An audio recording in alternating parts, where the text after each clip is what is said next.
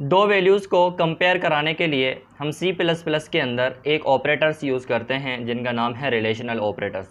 अब ये relational operators क्या करते हैं, दो वैल्यूज़ का रिलेशन आपको बताते हैं कि इन दो वैल्यूज़ के अंदर क्या रिलेशन है।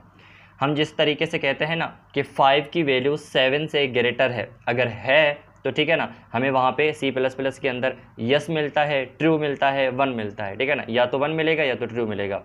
अच्छा, अगर वो ग्रेटर नहीं है तो हमें क्या मिलेगा, फॉल्स मिलेगा या ज़ीरो मिलेगा।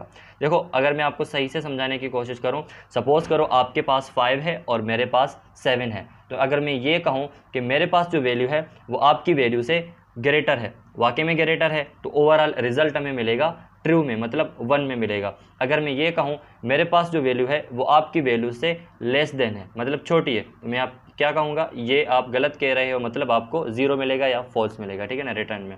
अच्छा, अगर मैं आपको यहाँ पे थ्योरेटिकली समझाऊँ तो ये क्या है, relational operators are used to compare two values. दो वैल्यूज़ को कंपेयर करवाने के लिए हम रिलेशनल ऑपरेटर्स का यूज़ करते हैं।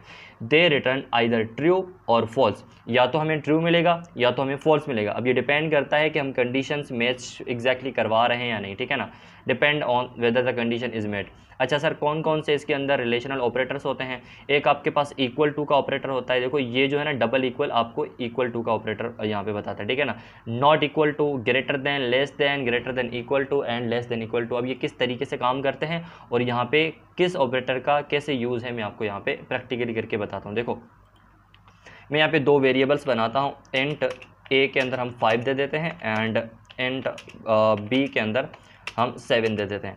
अब इन दोनों को हम कंपेयर करवाते हैं डायरेक्ट सी आउट के अंदर, ताकि हमें डायरेक्ट रिजल्ट मिल जाए।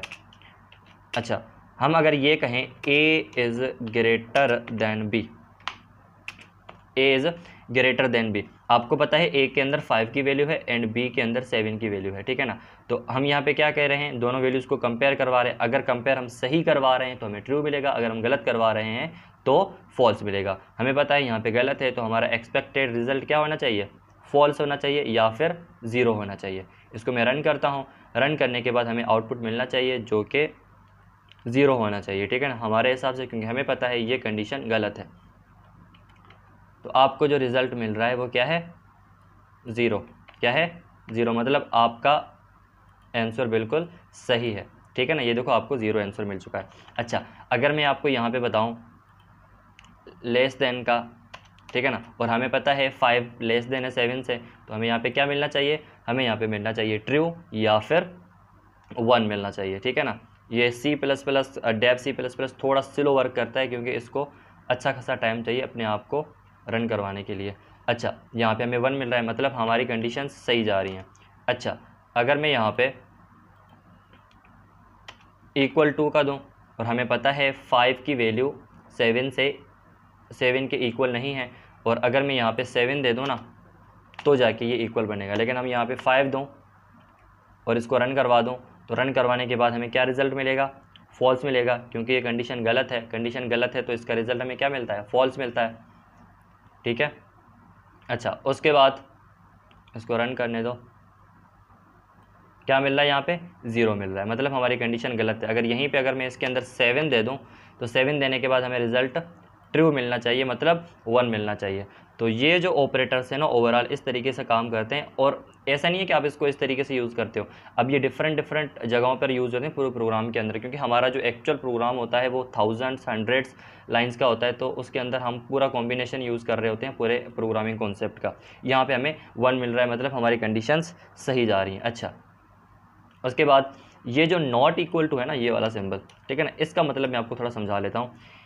देखो, अगर ये दोनों हमें ट्रू रिटर्न करेंगे ना, सपोज करो कैसे, A not equal to B, A not equal to B, और हमें पता है कि ये दोनों इक्वल हैं, ठीक है ना, अगर ये दोनों इक्वल हैं तो हमें क्या मिलना चाहिए, ट्रू मिलना चाहिए, लेकिन ये इक्वल हैं और हम यहाँ पे कह रहे हैं नॉट इक्वल टू, तो हमें क्या मिलेगा, हमें क्या मिलेगा, 0 मिलेगा, मतलब फॉल्स मिलेगा, क्योंकि हमें पता है ये तो इक्वल है और ये कह रहा है नॉट इक्वल टू, ठीक है ना, ये नॉट इक्वल टू नहीं इक्वल टू है, इसीलिए इसका रिजल्ट हमें क्या मिलेगा, फॉल्स मिलेगा, ठीक है ना। इसको अगर मैं रन करवाऊँ तो रन करवाने के बाद इसका जो रिजल्ट मिलेगा वो हमें क्या मिलेगा, फॉल्स मिलेगा, एक्सपेक्टेड फॉल्स है, अगर हमें 1 मिल रहा है तो हम गलत हैं, ठीक है।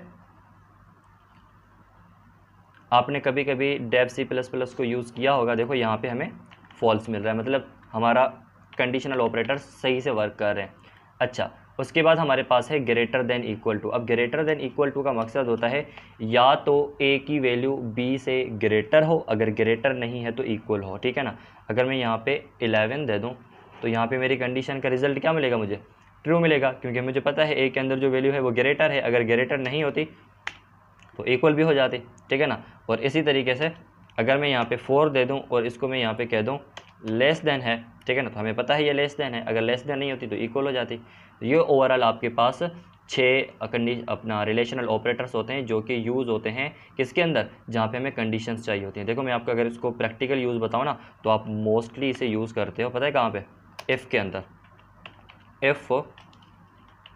If A is greater than B, जो कि हमने ऊपर वैल्यूज़ दे दी हैं, अगर इसको मैं अनकमेंट कर दूँ, ठीक है ना, इसको मैं अगर अनकमेंट कर दूँ A is greater than B, ठीक है ना, तो यहाँ पे मुझे प्रिंट करवाना है हेलो, ठीक है ना। इसको मैं डबल कोटेशन के अंदर दूंगा।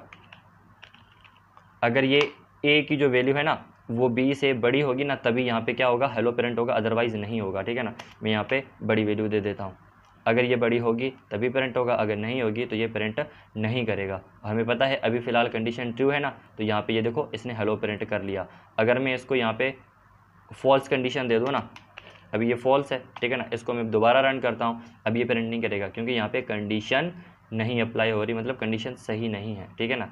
और ये इफ़ का वर्किंग जो है ना हम समझेंगे आगे की वीडियोज़ में, लेकिन इसका प्रैक्टिकल जो यूज़ है ना किसका, रिलेशनल ऑपरेटर्स का, वो मैं आपको बता रहा हूँ। देखो यहाँ पे कुछ भी प्रिंट नहीं हो रहा, क्यों नहीं हो रहा, क्योंकि कंडीशन हमारी फॉल्स है। आई होप कि आपको समझ में आया है। ऐसे ही मज़ेदार वीडियोज़ के लिए मुझे फॉलो कर लें और सब्सक्राइब कर लें। Thank you.